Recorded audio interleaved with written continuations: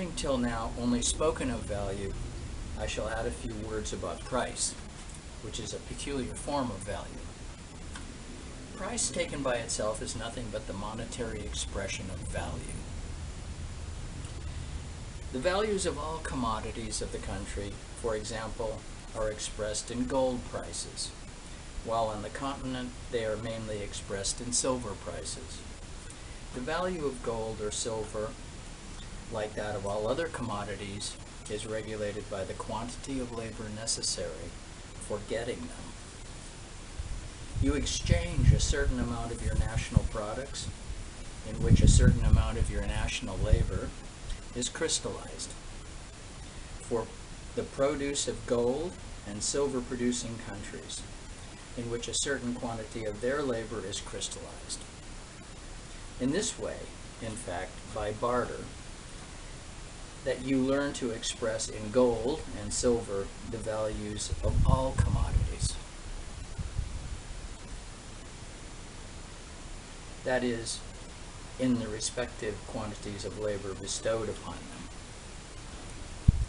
Looking somewhat closer into the monetary expression of value, or what comes to the same, the conversion of value into price, you will find that it is a process by which you give to the values of all commodities an independent and homogeneous form, or by which you express them as quantities of equal social labor. So far as it is but the monetary expression of value, price has been called natural price by Adam Smith, prix nécessaire by the French physiocrats. What then is the relation between value and market prices, or between natural prices and market prices? You all know that the market price is the same for all commodities of the same kind.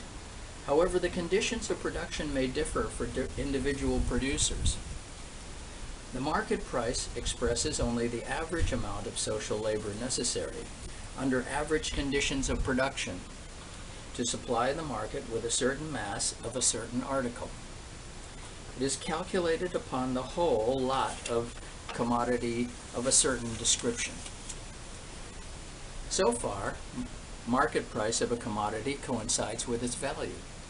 On the other hand, the oscillations of market prices rising over, sinking now under the value or natural price depend upon the fluctuations of supply and demand.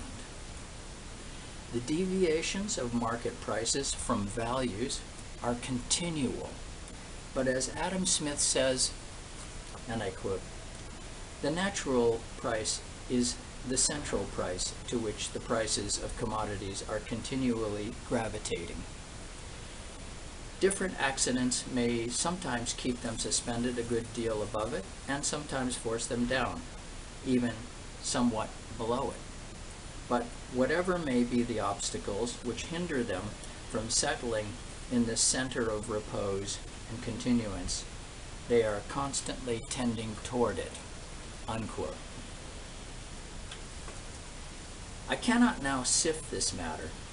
It suffices to say that if the supply and demand equilibrate each other, the market prices of commodities will correspond with their natural prices, that is to say, with their values, as determined by the respective quantities of labor required for their production. But supply and demand must constantly tend to equilibrate each other, although they do so only by compensating one fluctuation by another, a rise by a fall, and vice versa. If instead of considering only the daily fluctuations, you analyze the movement of market prices for longer periods, as Mr. Tuck, for example, has done in his History of Prices, you will find that the fluctuations of market prices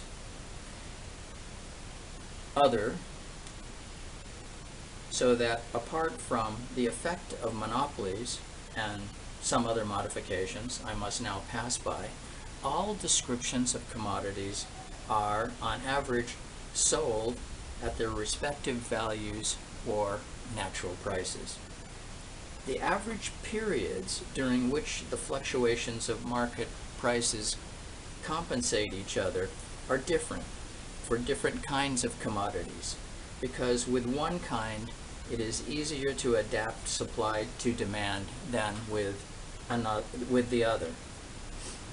If then, speaking broadly and embracing somewhat longer periods, all descriptions of commodities sell at their respective values, it is nonsense to suppose that profit, not in individual cases, but at their constant and usual profits of different trades, spring from the prices of commodities, or selling them at a price over and above their value. The absurdity of this notion becomes evident if it is generalized. What a man would constantly win as a seller, he would constantly lose as a purchaser. It would not do to say that there are men who are buyers without being sellers, or consumers without being producers. What these people pay to the producers, they must first get from them for nothing. If a man first takes your money and afterwards returns that money in buying your commodities, you will never enrich yourselves by selling your commodities too dear to that same man. This sort of transaction might diminish a loss, but would never help in realizing a profit.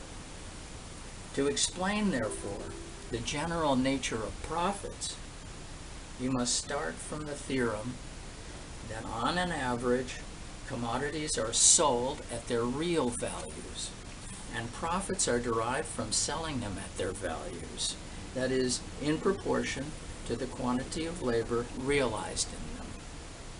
If you cannot explain profit upon this supposition, you cannot explain it at all. This seems paradox and contrary to everyday observation. It is also paradox that the earth moves around the sun, and that water consists of two highly inflammable gases. Scientific truth is always paradox, if judged by everyday experience, which catches only the delusive appearance of things.